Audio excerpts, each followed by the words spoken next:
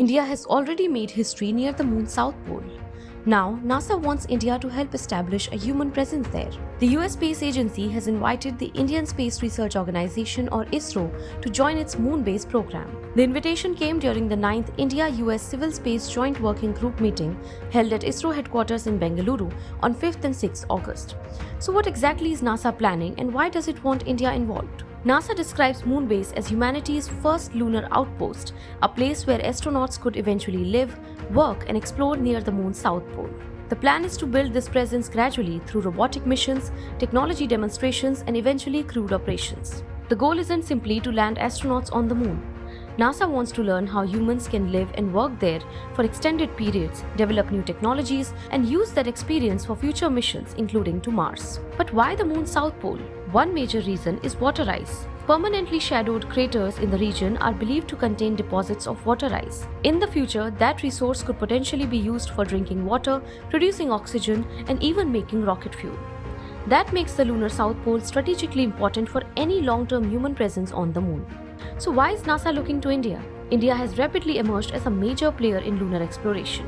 In August 2023, Chandrayaan-3 successfully landed near the moon's south pole, making India the first country to achieve a soft landing in the lunar south polar region.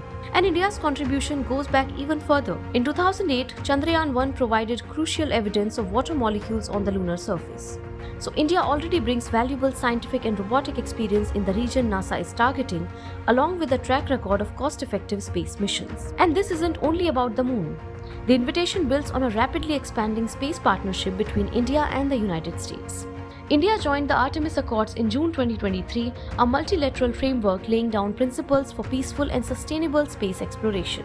The two countries are also discussing greater scientific data sharing and cooperation in space science and human spaceflight.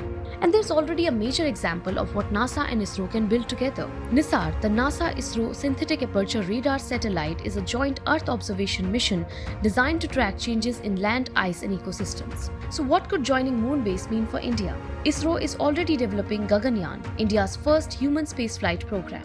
And India's ambitions go much further. Under its long-term space roadmap, India aims to establish the Bharatiya Antariksh Station by 2035 and land Indian astronauts on the moon by 2040. Working with NASA could give ISRO greater exposure to the technologies, scientific expertise, and operational experience required for long-duration lunar exploration and human spaceflight.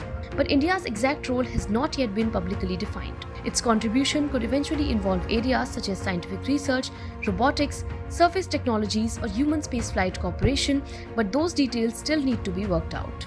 So NASA's invitation doesn't mean India is already building a base on the moon, but it does show how far ISRO's role has evolved. From launching its own lunar missions to potentially helping shape an international human presence on the moon, India is becoming an increasingly important player in the next phase of lunar exploration.